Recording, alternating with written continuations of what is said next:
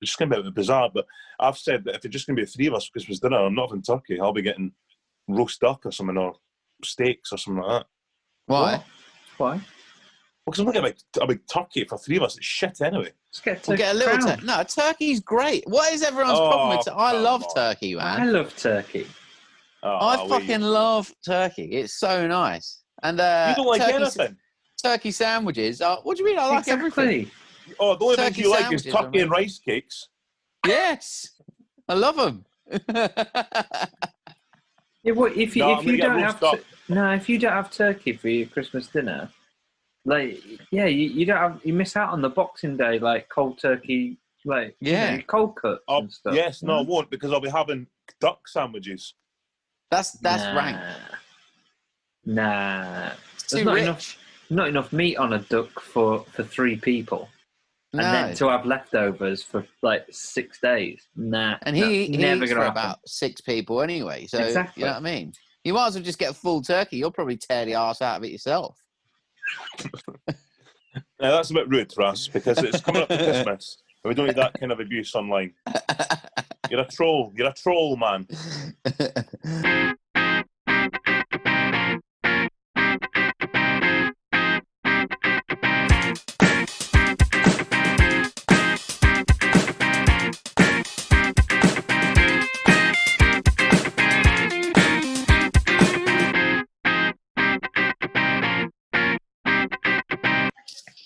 Let's kick off with a little email we got today, chaps. Have you seen this in the email? Yeah. Do you check the email? Yeah. Yep. Yeah. Constantly. Do you know, we rebranded about 2 years ago, was it? And our email is still contact@gmail.com. Excellent. Oh, yeah. Good work. Yeah. So we will sort that out so that people can actually email us properly. But no, we get emails from time to time. Yeah, because also I think maybe for the last year we've not even mentioned that we've got email. Yeah, I know. Well, it probably is about a year. I know. That's why no one's checked it, and no one's read out an email that we've had. I know. Typical good admin. Yeah, great admin. I know. Anyway, bloody Kate Kenner. Yeah, I know. Yeah, I know. What a letdown. You let me read this email. Amateur administrator. Yeah. Rat, let him read the email, for fuck's sake. Right. So we've had a nice email come in. It's from a Calfer, and it says, "Hi all, thanks for keeping this up through lockdown 2, late and furious. Can someone with knowledge of Scottish football amongst you, take your pick, help us understand how and why Neil Lennon was reappointed at Celtic after how miserably it ended last time, and when he had reached the giddy heights of Bolton and Hibs in his managerial career. Early Merry Christmas and Happy New Year. Enjoy your Christmas baubles." So I don't know. I don't know who's best suited to really kind of talk about Scottish football, Michael. Shall I take this one, Ras? You want to take this one? Yeah. Go ahead. No, I think it's a very good question. I'd like to know the answer. Or the opinion, not the answer. What are you saying, John? Yeah, the response. First of all, thanks to Calpa for writing in, and I'm more than happy to answer it for you. Well, it actually, his first spell at Celtic didn't end badly at all, actually. He was obviously a Celtic kind of legend captain there for a long time, and then he retired in 2008, became a first-team coach, then reserve coach, and then he took over as caretaker manager when Tony Mowbray was sacked, and then he got the job full-time, was there for 4 years, won the league every year he was there, got in the Champions League group stages, beat Barcelona at Celtic Park, 2-1, and then... Yeah, it came to about 2014. He resigned, saying that him and the board were going different ways or whatever. But it wasn't a terrible kind of ending for him. It was just kind of that was it. So then, fresh start. As far as when he eventually went to Bolton, I think it was about a year later. Bolton were on the turn anyway. Bolton were kind of out of the Premiership, and then they've been down ever since. They're now in League Two. I don't remember him even being at Bolton. If I'm he was only I think it was just about under a year. But I mean, this was when they were hoping he was going to change because they were at the bottom of the Championship. He was going to take them out, back up to the Premier League. But like Bolton have been in massive financial trouble for such a long time. So he eventually just resigned. He was like, "There's nothing more I can do here. With no money, there's nothing I can do." Took the Hibs job about a year later, and he did really well with Hibs. I think he's been probably Hibs' most successful manager in the last kind of 15 years. Took them to, was it third in the league, European spot. In my lifetime, and for the last probably 30, 40 years, the most success Hibs have had in the Edinburgh Derby is when Lennon's been manager. He won most of them. Hearts were crap for that, but that's fact. Lennon was very successful, and then he left Hibs because he fell out with the board, and Rodgers had just left Celtic, so it made sense. Like everyone kind of thought that eventually, when Rodgers goes, Lennon will get his second shot at Celtic and carry on from where he left off. Kind of, so what was the differences with the board in the first place, though? And his first spell at Celtic. Yeah. I'm not sure. I'm not 100% sure, to be honest. I mean, there was because wasn't it?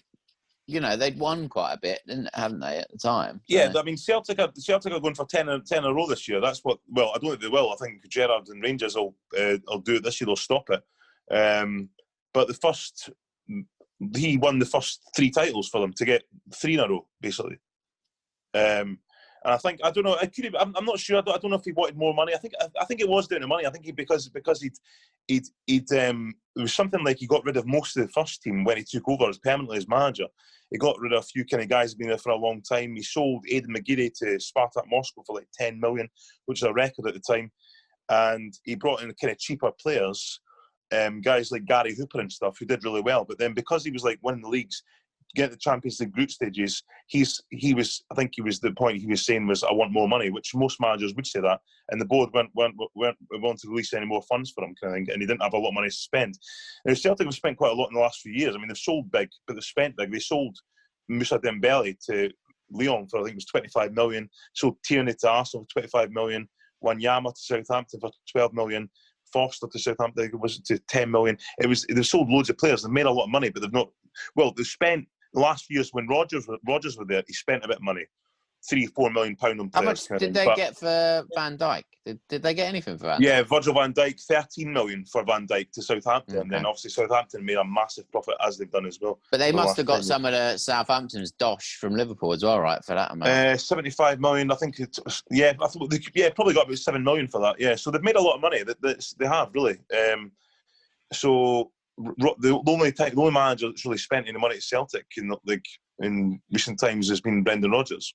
So I think it's the same this time as well. I mean, if you look at the team's kind of is kind of past it. There's still kind of dreads from Rodgers' time there. So is that what's going wrong now? Is that the main issue? In your opinion? Yeah, I mean, for me, I mean, I'm really surprised Lennon's still there, because it looks like Lennon's like pretty vocal and pretty kind of open up front when it comes to how he's feeling, and he's very much the situation like the players are a disgrace, and I want to get rid of them, and I'll go kind of thing. And the players don't look like they're playing for Lennon at all. But Celtic have reached a statement tonight, even though after the trouble of the weekend about the fans attacking the surrounding areas of the ground, that the chief exec's made a statement saying that Lennon's staying, and he's never seen the players and the management team more determined to win and succeed. But I mean, the talking's on the park. And how many times have we had confidence from the board, and then literally they lose the next game and he's out the door? Do you know? Well, last week he got confidence. So last week he was told he had a Zoom meeting with the boy Dermot Desmond, who owns the club, and then Peter Lawwell, the chief exec, and he was given the confidence saying he'll remain as manager. Then they got beat 2-0 by Ross County at home at the weekend, and he's still getting vote of confidence. Peter Lawwell is very close to Lennon. I think Lennon's got he is very close to people at the club. He's been there on and off for 20 years and stuff, and he's a Celtic fan and stuff. But I think it could be the situation because there's actually nobody lined up, because if it was a situation where Brendan Rodgers was out of work and he hadn't been, I think they would have got rid of him and got Rodgers in. But if you look at the shortlist for the job, it's either ex-managers like Martin O'Neill and Roy Keane, but they're past it. Well, Martin O'Neill is, and then Gordon Strachan to go back there, or there's a few other names talking about that. Yeah, Pochettino, he's out of work. think he'd take Well, he's it? on the short list, but yeah, 100 Is to he 1. really? But well, so is everybody. Do you know what I mean? I think the leader of Sinn Féin's on the short list as well. But yeah, I just think it's the case where they're just thinking, do you know what? At this moment in time, Lennon will do his utmost and everything to get us out of this rut. And there's nobody that they can say there's nobody we can bring in that'll change it. Like we may as well keep Lennon until somebody turns up that's going to be what they've given the job to. Because someone turns up, just knocks on the door. Hello. It's not as simple as that, I'm afraid. Celtic manager. Yeah, the whole other name was Eddie Howe, but even then, Eddie Howe, I mean, he's got no experience of Scottish football. Celtic whoa! You were loving Eddie Howe. Not for Celtic. You think he's not capable of this job then? Absolutely not. No, Celtic is an absolute humongous. You were touting him for Man United. Huh? You were touting Eddie Howe surely for Man United on this podcast. Arsenal and West Ham. Arsenal. So Arsenal are not a big team according to John Berry. You heard that? No, they are. But he knows English football. He knows that league. He's not going to turn around and turn everybody at Celtic and Glasgow and everywhere around the world round. But like, don't worry, I'll sort this out. We'll go and get Rangers and stuff. I mean, he did like sort of turn Bournemouth round from the lower leagues of England. Yeah. So this is Bournemouth. This is Bournemouth. The pressure and the standards are there. Oh yeah, I get that. Yeah, you know but. And the thing is as well, he's not got the players to do it. I think that Celtic do need to be. They've not bought well. I said before, he's not spent that much money. Actually, thinking about it in the summer, they spent £4 million on a goalkeeper, £5 million on a striker, another £4 million on a striker. Actually, they've actually spent I think about £15 million in the summer, which is not a lot in English football. I know that's not a lot. I mean, that's like fucking. That's like late 90s style, isn't it? Yeah. Well, I know, but in Scottish football, the Scottish football spend £15 million a summer window is a lot. And but the players they've turned out not to be very good.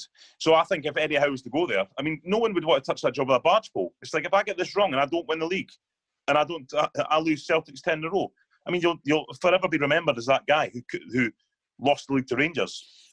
Well, it is going to be lost, isn't it? Do you not think? Well, Celtic got a game in hand, and I think if they win the game in hand, they're only about 5 or 6 points behind Rangers. So it's not. I think Rangers will win the league now, but I mean, it's not. It's not way like too early. It's way too early to call the league, man. It's like around Christmas time you get that real feeling, and that if they're 6 points adrift at Christmas, then it's maybe. 3 weeks away. Nah, but it's 3 games, isn't it? You know what I mean? Like that's. Surely for everyone. I just think it's too early. Too early to call it. For Scottish football fans and for the league in general, surely, bar Celtic fans, everyone wants Rangers to put pressure on them.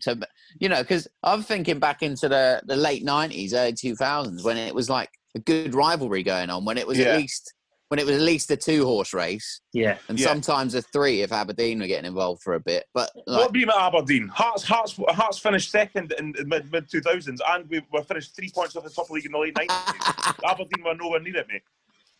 So but I know what you're saying though. It wasn't just late 90s, because like all through up until 2000, it was like 2-horse race, 3-horse race, 4-horse race, and beyond. But since then, obviously. But and then there was at least something to play for, because the last few seasons it's partly probably the reason I don't look at it, because I used to always look at the Scottish football results, but the last few years, it seems like Celtic had won it before Christmas. Do you know what I mean? It was sort of like over.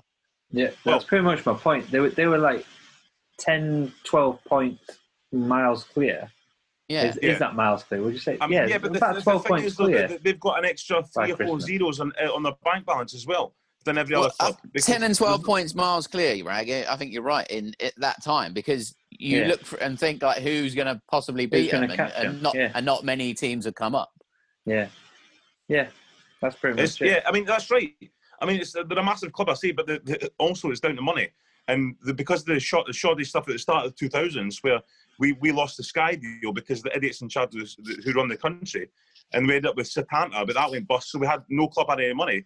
Obviously, Celtic Rangers getting pumped money left, right, and centre from the usual kind of usual people and stuff, and obviously they're massive, like worldwide fan base and like sponsors and everything like that. Where Celtic Rangers are always going to have loads and loads, like millions and millions and millions more than our clubs. So yes or no, will Lennon still be in charge at the end of the season for Celtic? Will he still be there? I'm actually surprised. I was surprised he survived the weekend, to be honest with you. And I just can't see it. I think no matter what the Celtic board say, how close they are with Lennon, how much they think, well, there's no point. I mean, honestly, it'll get to a stage where the pressure is unmountable. I think the thing you saw at the weekend about, what was it, about 1,000 fans turned up outside Celtic Park and causing problems and stuff. If this carries on, it'll be, someone will be dead. Someone will be shot. Do you know what I mean? It's going to be the case where they're going to have to do something to save someone's life, honestly. I mean, come on, they've won 9 in a row, blimey. Yes, it doesn't matter. It doesn't matter. The whole thing is to get to 10 in a row, because Celtic got to 9 in a row in the 60s, Rangers got 9 in a row in the 70s, Rangers got 9 in a row in the 90s, but they never got to 10. This last few years leading up to getting 10 in a row. I mean, it sounds so juvenile, it sounds so childish, but that's what they need. Like the Celtic, I think there was a poll asked, what's more important, getting to the group stage of the Champions League and going on in Europe, or getting 10 in a row? And everyone's like, 10 in a row. They don't care about anything else, they just want 10 in a row. Fair enough. How are the old jam tarts doing anyway? Oh, shocking. I don't even want to talk about them. Really? I want to know.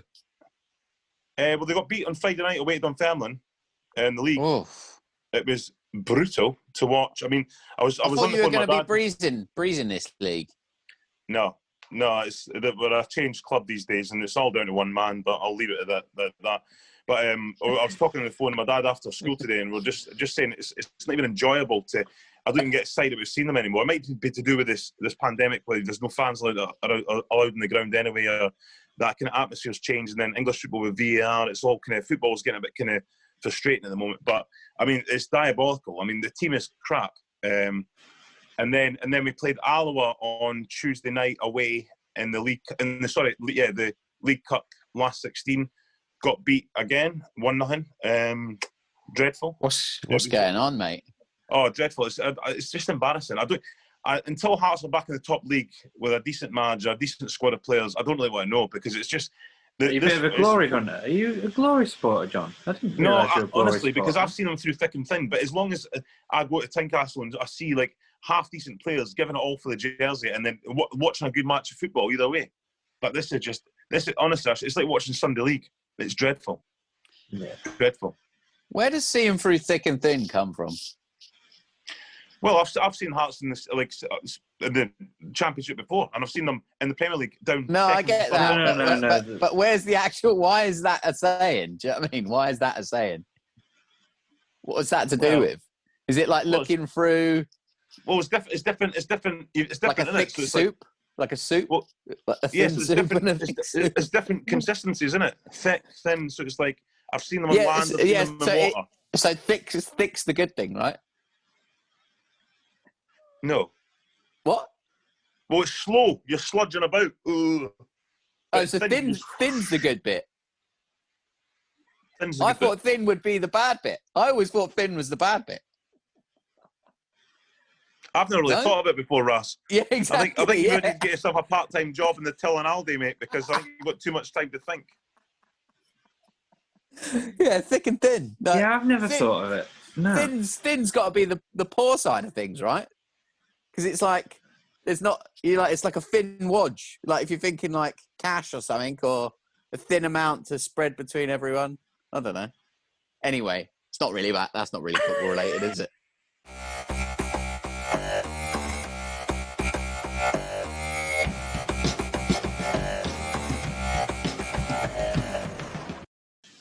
What you got for dinner? Well, I was going to make some sort of kind of ramen, but I couldn't be asked, so I've just got chicken, halloumi, and salad. Do you like halloumi?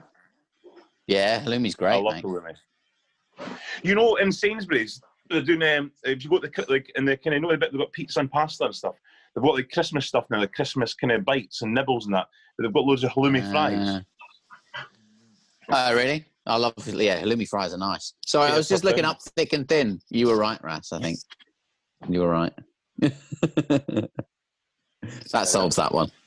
Fair enough. Getting a new one of them sorted every week, it seems. Just while we're on that, you've been watching The Crown. Oh, Nah. Conversation finished. Rag, as you were. But I did see in the news that apparently a minister has said that Netflix should make a statement to make it clear that it's fictional. Did you see that? why? Because people think it's fact. But it's based on fact, though, right? It's not like Yeah, it's based on fact, but it's not like a fucking documentary. No, I know. Like I know. The way the Queen spoke to Harold Wilson was terrible.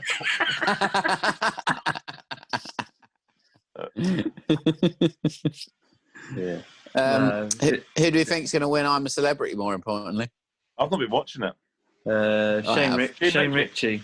Is Ritchie in it? Shane? Yeah, he is in it. Yeah. I didn't know you watched that, Ross. I didn't know you ever watched that. I've watched it occasionally, yeah.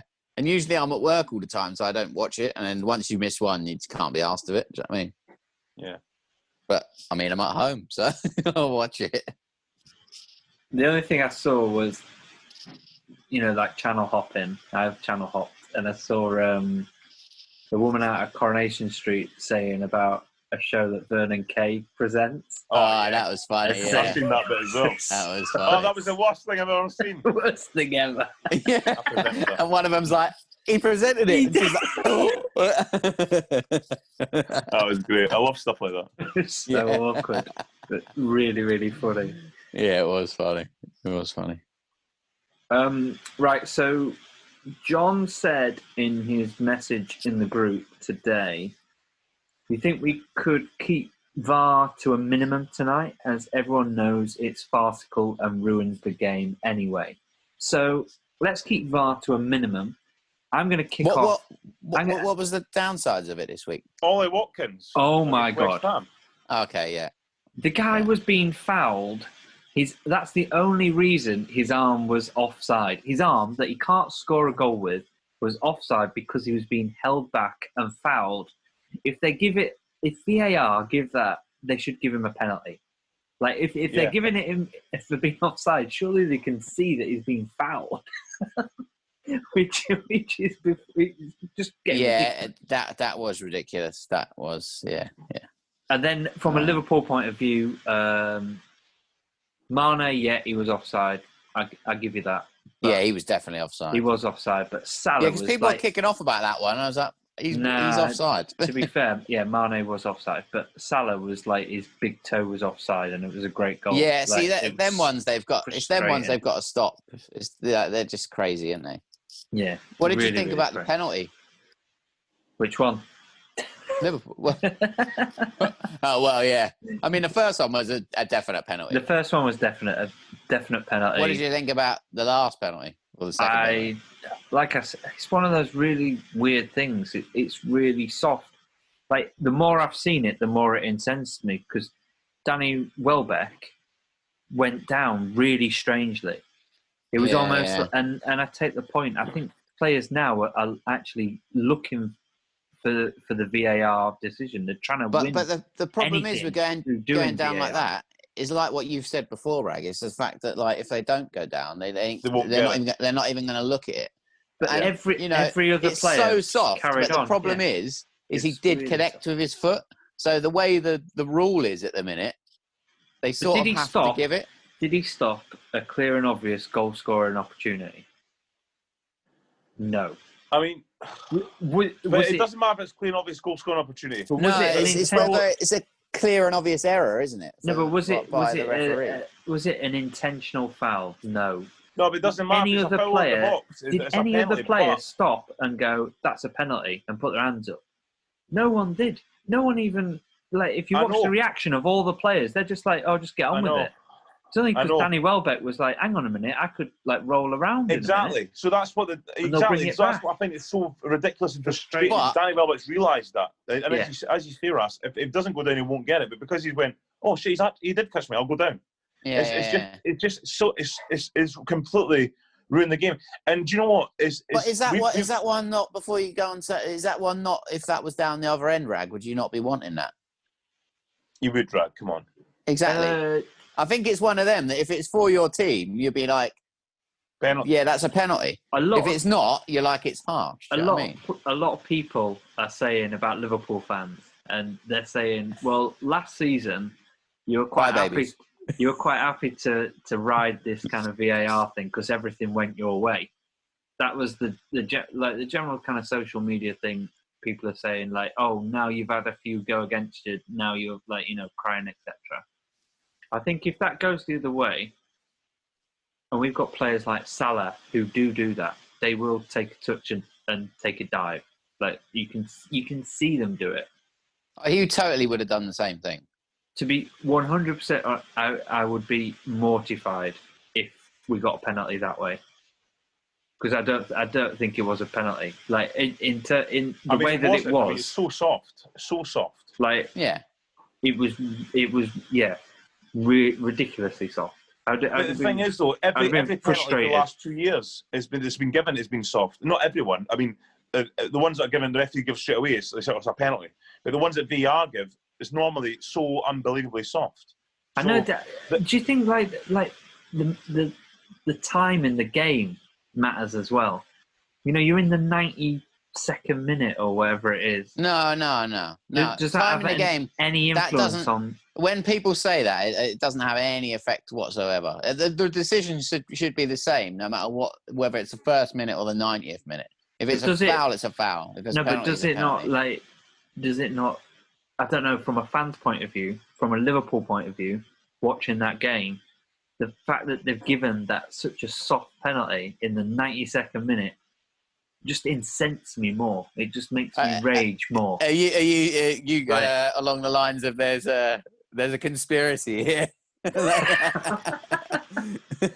No, I just it really pisses me off. But to go back to the Villa thing, I think that is ridiculous. That was absolutely shocking.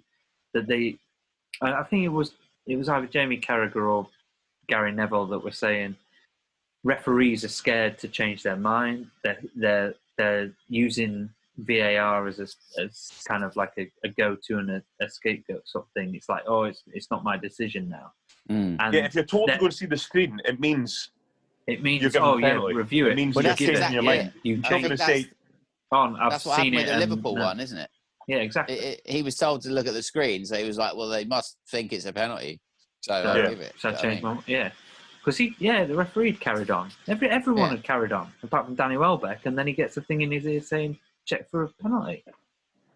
Really annoying. I think VAR, when it first came, I thought it was a good idea for really contentious decisions. But like maybe use it. Still can be. Maybe use it like once or twice in a game for like a really big game-changing. Well, decision. the thing is, when people say there should only be like 3 challenges or whatever, I don't think that's the case, because you will get certain games where there's loads of things that happen that are inconsistent and wrong, and then there will be other games where there's nothing.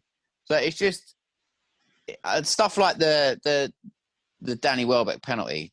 I mean, it shouldn't even be looked at because they should look at it and go, well, if the referee didn't think that was a penalty, fine. Yeah, go with the referee. It's not blatant. It's not like he's kicked him up in the air. And they're doing this. They're doing this. Real time. Everything's moving, and I think it does go back to like you watch anything in slow motion. And it's worse. Like anything is a magnified so much in slow motion. So that's what I think about. Makes it look worse. You can tell when some of them they think they've dived and stuff, and I know a lot of them do dive, but you've got to think. I think Adama Traore, it wasn't this week, it was last week. I think he got booked for diving. But when you think of how fast he is, and he did get a little clip, it's like, I mean, I've fallen over when I'm just at walking pace. Do you know what I mean? So it's like, but was that? But it looks worse in slow-mo. That was the Arsenal guy that said he's built like a brick shit house and look at it. This was a different. That was this week. Is that this week? Yeah. That was funny. But it's just it's either. I mean, they're not going to dilute VR now. It's either keep it. They'll just keep it as it is, and that we'll have to accept it, or they get rid of it altogether. And the only way that'll happen is with fan pressure, just to be like the game's been ruined. Is you're taking it away from They're just sucking the enjoyment out of it. Yeah. But I mean, like you say, Rag, when it came in, that something had to be done about certain stuff, both in English football and beyond, Scottish football, 100%. But it was things like, you both agree, the Thierry Henry handball against Ireland that put France in the Euros. Yeah, for sure. Ireland knocked out. It's things like that where it's like someone has to intervene and say, hang on, no, you can't give that, look at this.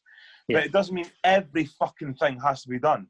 So, exactly. Hold on, his finger was offside in the build-up. It's like, this is ridiculous now. The time taken to give those decisions is just like is ridiculous. Yeah, it's bizarre. As well. You can't even celebrate the goal. So like even like what was I thinking today? Like if it was like some sort of last minute winner. In fact, what game was I watching? But it was a last minute. It was like a last minute goal. What game was I watching? I can't remember. But anyway, it was last minute winner. But it's like you can't even celebrate that now. I mean, we've said it before so many times, but it's like it'll probably be chopped off, or we'll have to wait and stuff. And then the moment it's gone, it's 5 minutes later. It's like, oh no, it is a goal. The moment it's gone, you're like, oh, it is a goal. Good. Yeah, someone was saying that about the Scotland keeper. His first, we said it. Well, exactly. That first reaction is imagine checking with the referee. Looking at the ref, he's going, sort of fuck off. Yeah. And now it's also the thing of like, with the linesman, it sort of makes them a bit redundant. You know, when they let things go. I mean, it's good if they let one go that they're unsure of, but they're letting things go now where they're blatantly offside. And you're like, did you not see that? But then it carries on for a bit. I know. And you're like, why let that carry on? Because what happens if someone gets injured during that bit? Yeah, that's or true. if like, or you know, they're just wasting their energy, man. Like, you know, I know. It's like Werner. He could probably tell he was offside. He should just put the flag up rather than like, because then you're like, chalk it off a great finish. Do you know what I mean? Yeah, and the thing is, put a flag up. It's no made the difference. If he still puts the ball in the net and it is onside, then the goal will be given. It'll be overturned. Like, no, it was onside. You were wrong. But I know what you're saying. That's definitely right as well. It's just not fucking. I'm sick of talking about it. I mean, we have been for a year and a half. It's just like it's giving me a headache. I don't want to be talking about this. I know. But so, I tell you who will have had a headache, and that's Raul Jimenez. So. Oh, fingers crossed he's all right after that clash. All the best coming in his recovery. That's first and foremost. Yeah, absolutely. It was a shocker. You could the noise was horrific, man. It was, yeah.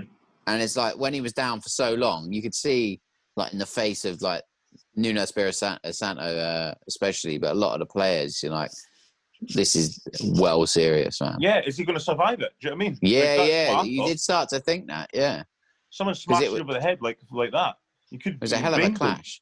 Yeah. And then what do we think about, I don't know if you heard what Shearer said, but about David Luiz being allowed to carry on. Shouldn't have carried on. No, I don't know why he did. Like, I don't know why, like, after everything that's been going on, like, they talk about concussions in football and this and that and then dementia and stuff, why the fuck is he on the park? And he's still blood going down his face. He should have been off. It's madness, isn't it? It is madness. And he's exactly right what he said. Like, all these other sports, like rugby, NFL, even cricket, they have like strict protocols to get them off the pitch. Yeah. And like properly assess them. It seems like, I don't know, it's madness because, you know, gone are even Terry Butcher come out because he's got that famous picture of him like covered in blood, but he's like, you know, we know better now. It was silly for me to carry on at that time, and it's silly for anyone involved in something like that to carry on. You know, when you're pissing blood at your head, you just like. I know. But surely someone, even if it's Arteta, must have just gone, I'm going to look after you. I'm going to take you off. Like, I mean, even if the player's going, no, leave me on. I'm fine. You know, whatever. Someone should have looked after him and said, look, I know. You've had a really big clash of heads. Look at the other guy. You've got blood coming out your head. No, you're not. You're not carrying on till after. No, you're not. Yeah. No. He's not even been in the team anyway recently. So you know what I mean? It's like, what do you think, Rag, that Jurgen Klopp's going to end up punching a reporter at some point this year? Yeah. He's starting to lose it a bit. I think journalists are winding Klopp up. You get the impression that he's like, you know what, I've just done. Oh, because he makes great telly, But he's not his jovial self anymore, is he? He is moaning a lot, and I know there's a lot. It's like a strict schedule, but he did realise as he was talking about it, he was like, "Yeah, it's not just Liverpool. It's not just Liverpool." Like, Yeah. He's kind of he's got to be careful because I love Jurgen Klopp. I love his interviews and I love all of that. But he's turning a little bit Mourinho. Yeah, a little bit Yeah. sour, isn't it? And he's losing his humour, isn't he? He's losing his humour. So, he needs to. I don't But then know, the Mourinho was pressure's like that getting as to well. him. Remember, Mourinho was a bit tongue in cheek to begin with, Yeah, and then he Yeah. did start to lose his humour as well. Like, which doesn't bode But, well because maybe he'll just leave the Premier League. Maybe he'll just be like, you know what, stop this, I can't. I know. Yeah, Well, I know. it usually went with Mourinho that as the humour went down, so did the levels on the pitch, and he ended up getting sacked eventually. So, Oh, don't say that. Don't say that. no, I'm sure that won't happen. But yeah, it is a. I mean, he totally had a point, but with the times, playing on Wednesday and then 12:30 on a Saturday. But then Gary Neville had a point as well, where he said it's all about money, and the Premier League sell those matches to Asia. Yeah. People in Asia, they want to watch Man United, Liverpool, Chelsea. They want to watch those Man City. They want to watch them play. So if you're going to be in the Champions League, to him, wasn't it? You need to just get on with it. That's what the reporter said back to him, wasn't it? That this has been agreed with the Premier League and with people at the top of the clubs. So to be quite fair, like it's not just Liverpool, but I think someone should say, look, if you want to play the way you play, this high octane, high pressure, or the amount of sprints Liverpool players do, all that sort of sports sciencey sort of stuff. Just go back a few years when people were playing like 2-3 times a week and they weren't grumbling about it. The modern game, if you're going to put that much pressure on a player, you're going to have a squad that can adapt to that, and that you can bring players in and rest players.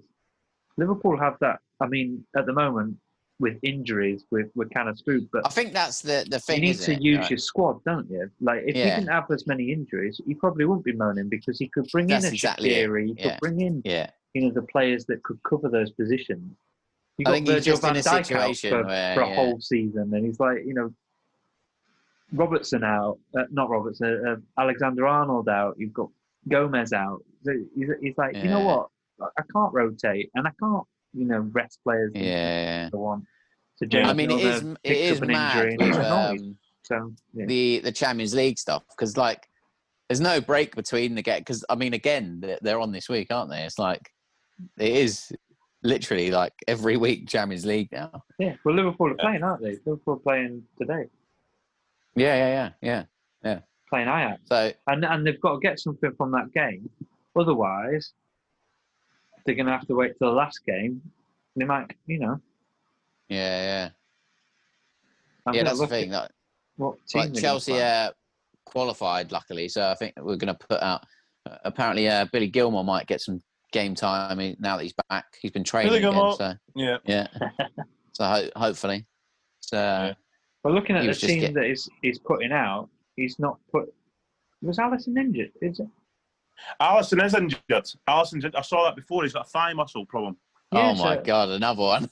So Alisson's injured. So we've got Nico Williams, Joel Matip, Fabinho, Robertson at the back, Henderson, Wijnaldum, Curtis Jones, Jota, Salah, Mane. So that's a strong squad that he's put out. Well, yeah, that team should be. Who's playing? Who's playing at right back? Nico Williams. Nico Williams, yeah. Right, okay. But he's gone with Keller in goal instead of Adrian, and Adrian's Casey on the Keller. bench. No wonder. Not Casey Keller. Casey Keller. Is he still going? I've never even heard of this guy. Yeah, well, anyone's better than bloody old Poppadom hands, eh? But that's what I'm saying. So when you look at the substitute players, Liverpool's bench is like Firmino, Minamino, Origi, and then you've got Reece Williams. It's not bad. Jaros, Jake Kane. Yeah, it's not Leighton, a massive Jack squad, though, is it? Clarkson. I've never heard of them. Never heard of Leighton, Clarkson, or Jake Kane. Do you know what I mean? Youth players, eh? Youth players that are bringing through. What'd you say? What? Spit it out, will you? My dinner's ready in 2 minutes. All right. Were you thinking I was talking about Liverpool's youth team? I ate them for breakfast. Yeah. Twice. 2 of them. I had them for breakfast. That's fair enough, mate. Didn't, but I am now. Well, considering we weren't going to talk too much about VAR, I think we've pretty much done half the podcast Kicked the on arse VAR. out it. Yes, I totally agree. Maybe next week we won't mention it at all. Well, I'm sure there'll be something that happens over the weekend. I mean, if Yeah, anyone maybe wants... Jamie Vardy will score a hat-trick. We'll have to Yeah. talk about him. Yeah, we didn't talk about him. He had a mare, didn't he? But maybe someone will write us an email, guys. Maybe we'll... I didn't rebrand watch the email. game. Before we go, why did he have a mare? Because I haven't had a chance to catch He up was with that one. shite. He was Every just chance he crap, had, he was tripping over the ball. He was trying to take on players. He was running out of the park. Every cross that came in, he missed the volley. He missed the header. Oh, really? I was like, what is he fucking doing? And I've got my team as well. Just put him in. I'm like, typically, as soon as I put somebody in, I'm like, he's absolutely shite. I'll take him back out again. Oh, let's not. I mean, I'm glad your dinner's ready in 2 minutes because fantasy football, 1 I minute, have had an absolute mare on this week. So have I. Did you both get beat?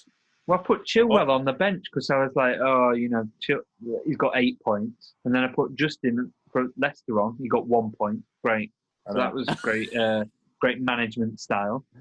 Oh dear. Changed my mind. I thought Grealish. Yeah, I'll put him as captain. No. I'll stick with Kane. He got 4 points. So he got 2 points, double, 4. Grealish gets 10 points. I just had like an absolute mare. Like, do you know what I mean? No, tell me about it, Rag. Every little tweak where I was like, oh, I'm going to think about it and put someone in, mix it up. Bollocks. Leeds player, 6 points, sat on my bench. You know what I mean? Same here. One of them. Same here. Just one of them. I know. I weirdly forgot Frustrating. to change anything, so I didn't get to talk myself into those situations, and it worked out all right. That's the best thing to do. That's the secret. Don't The think only thing about it. I did is manage to change my captain to Fernandes, and it worked Oh, I because bet that Kane, like worked you for said, you. only Yeah, got exactly. 2 points. So Yeah. coming Anyway. back, fighting back. Right. Right. We didn't have time to talk about Chelsea. We didn't have time for a quiz. We didn't have time to do lots of things this week, did we? Where's the time gone, guys? Hey? No. Anyway, Enjoyed Disappeared, it. up in smoke. fair enough. Join us next week. This time next We'll be week, back. try maybe the pub. Maybe in a pub. Ooh. Oh. No. No? Okay. We'll not do that. Not in the pub. Not in the pub. Are we going in the pub? Are we not going in the pub? Well, let's talk about it after. But I'm off for my halloumi, lads. I'll catch you later. Enjoy your halloumi, mate. Take it easy. Catch you later, Good night. chaps. Later, Bye. please.